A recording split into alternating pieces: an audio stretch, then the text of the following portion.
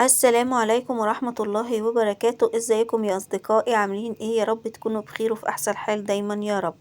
ان شاء الله اقدم لكم النهاردة طريقة عمل الغريبة الفخرة الدايبة بتاعة المحلات الفخمة اللي هي بتاعة المخابز والافران، مش اللي هي معمولة بالطريقة البلدي العادية بتاعتنا. طب ايه الفرق ما بين الاتنين؟ ان دي معمولة سكر هادي، سمنة هادية عن العادية التقليدية اللي كنا بنعملها زمان. يلا مع بعض عشان نشوف الطريقة وكل التفاصيل والتركات والحركات عشان تطلع معانا بالمستوى دوت، بس بعد مقدمة القناة 30 ثانية.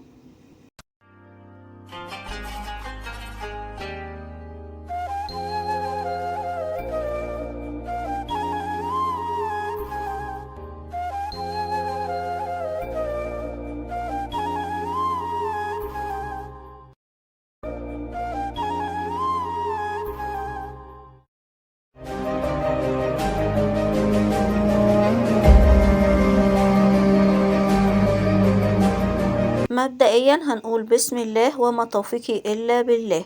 معايا 1 كيلو دقيق الضحى، مش شرط استخدام دقيق الضحى، هو كان متوفر عندي. ممكن نستخدم دقيق فاخر استخراج 72%، بمعنى أصح دقيق ملوش عرق، يعني ما ينفعش دقيق سايب في الغريبة إلا إذا كان دقيق سايب محترم.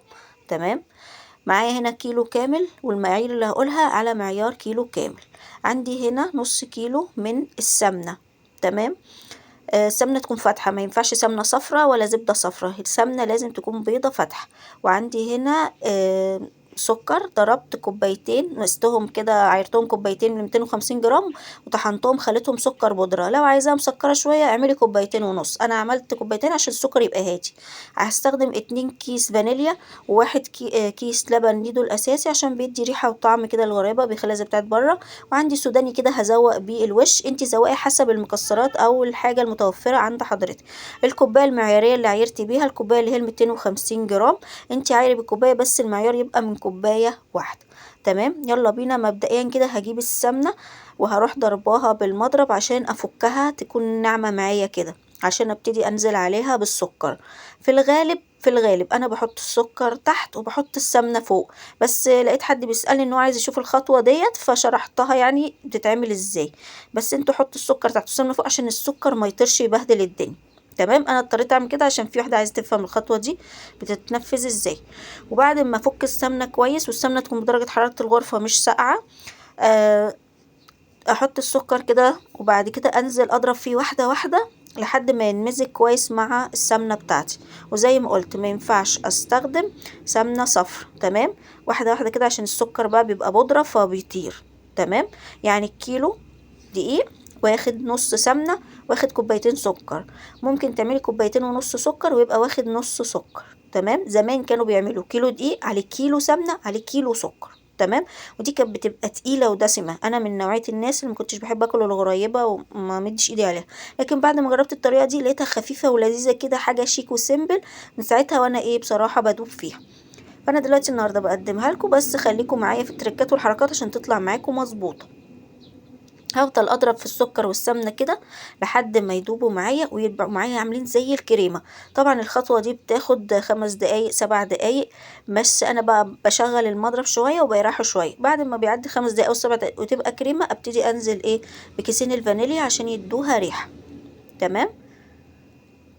وكل ما انزل بحاجه ادوب كويس اوي الحاجه دي. وبعد ما خلصت ونزلت بالفانيليا هجيب دلوقتي كيس اللبن البودر وهبتدي ان انا انزل بيه.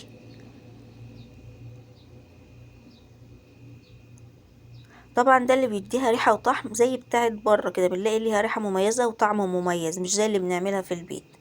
تمام. هفضل بقى اقلب لان كل حاجة تمزج كويس. طبعا انتوا شايفين اهو الخطوة دي هي اللي بيتوقف عليها عامل نجاح الغريبة. تمام. فلازم ندوب كل ده كويس قوي ويفتح معانا ويبقى عامل زي الكريم شانتيه كده. انا مرضتش افصل الكاميرا عشان خاطر ايه، في ناس بتبقى عايزة تشوف التفاصيل دي اهي، كل حاجة موضحة اهي، الصورة اهي بتتكلم عن نفسها. هفضل اضرب كده لحد ما يبقى معايا، بصوا زي ما انتوا شايفين كده كريمة فاتحة بيضة. تمام. في الخطوة دي هبتدي ان انا اشيل المضرب، ماشي، وهجيب الدقيق بتاعي وهبتدي ان انا انزل بيه فوق الكريمة.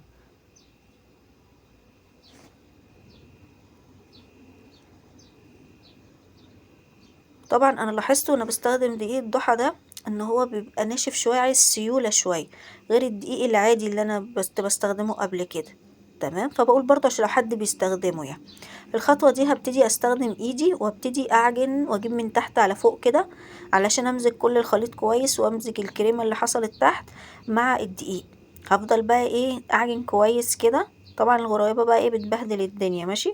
فانا نزلتها على الرخامه وفضلت اعجن فيها لحد ايه ما لمت معايا. ادي عجينه الغرايبه اهي.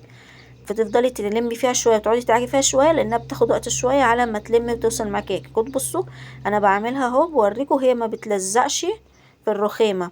تمام، لو بتلزق كده وبتطلع معاكي شويه عايزه معلقه دقيق، ولو انتي بتعجنيها كده وحسيتي ان هي بتشقق يبقى عايزه معلقتين سمنه.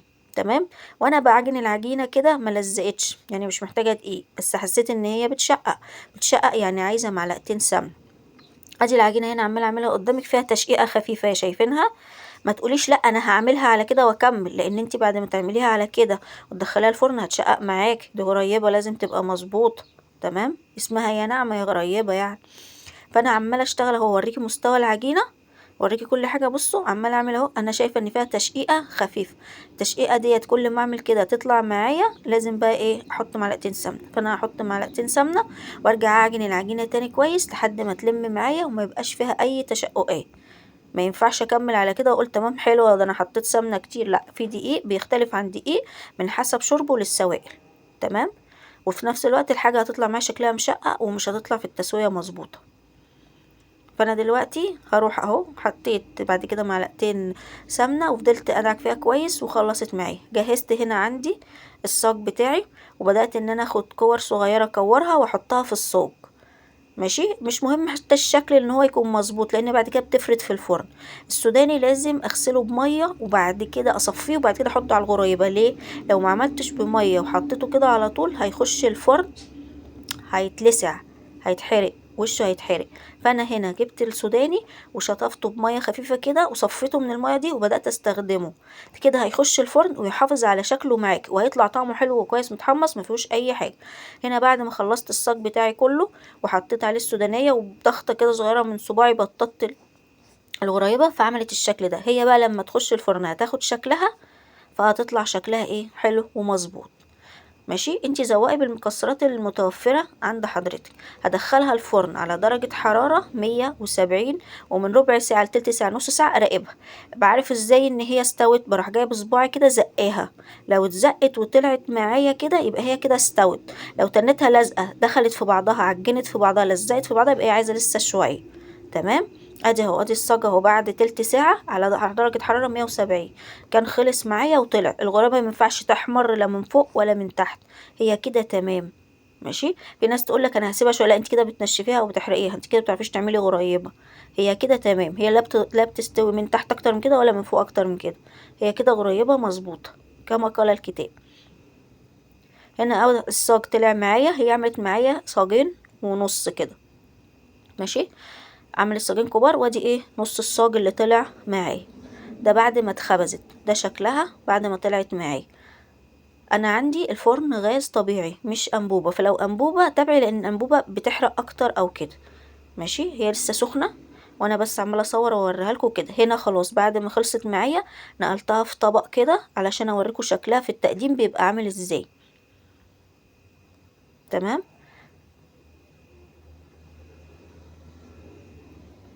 اهي هي بتتكلم عن نفسها. خدتوا بالكم من السوداني؟ السوداني ايه متحرقش وتحمص بقى جوه لونه بني ومحروق، لا بصوا حافظ على كيانه وبقى لونه حلو في نفس الوقت بقى ايه مقرمش كده ومحمص وجميل. ومفيش ما تخافيش خالص من نقطه الماء اللي انا قلتلك عليها لان انا مجرباها اكتر من مره. ودايما انا بعمل الغريبه بالطريقه دي ما بغيرهاش. وكل اللي بيجي ياكلها عندي بصوا بوريكم قد ايه هي دايبه وناعمه. بصوا بس هي عشان دافيه شويه لسه سخنه سخنه على ايدي دافيه على ايدي. بصوا بوريكم نعوميتها. انا كل اللي بيجي يدوقها عندي وياكلها ما بيصدقش ان انا الصراحه عاملاها في البيت، يقول لي انت اكيد شارياها من محل او جايباها من مكان. على شكلها على طعمها على حلاوتها وسكرها هادي قوي، لان انا عندي ناس يعني في عيلتي وكده عندهم السكر فما يقدروش ياكلوا حاجه سكرها عالي او دسمتها عالي. فهي كده خفيفه وجميله ولذيذه هتستحلوها. كل شويه كل ما تعدوا عليها تروحوا واخدين واحده، كل ما تعدوا عليها تروحوا واخدين واحده، هتعجبكم جدا. ماشي، وبكده اكون خلاص وخلصت وصفتي للنهارده، وان شاء الله اشوفكم في وصفة جديدة. وكل سنة وحضراتكم طيبين وبخير، وبعد الايام على حضراتكم بالخير يا رب. ولو بتتفرجوا عليا لحد هنا، استأذنكم في اللايك والشير عشان الفيديو يترفع لأكبر عدد ممكن. واشوفكم ان شاء الله في وصفة جديدة. بعد ما بخلص الغريبة نسيت اقول معلش ان انا بجيب كرتونة بقى من عندي وبفرش فيها كيس. ما تحطيش الغريبة منها للكرتونة او منها للعلبة، لازم يبقى في كيس لان هي مليانة سمنة. تمام. وابتدي ان انا ارصها كده في العلبة بالشكل ده تبقى عندي، علشان وقت ما احتاج منها اروح مطلعة في طبق التقديم. تمام. لو فيك اي كومنت او في اي استفسار عن اي حاجة ممكن تكتبولي في الكومنتات زي ما بتكتبولي. وشكرا على الكومنتات الجميلة الرقيقة اللي بسمعها منكم، اللي بتشجعني وبتديني حافز ان انا اكمل. وميرسي جدا على الناس اللي جربت الوصفات بتاعتي وشكرتني عليها وقالت لي ان الوصفات حلوة وممتازة. وانا انا اختكم وتحت امركم في اي استفسار، تحت امركم في اي حاجة. واشكر حضراتكم على الوصفة، واشوفكم في فيديو جديد ان شاء الله. والسلام عليكم ورحمة الله وبركاته.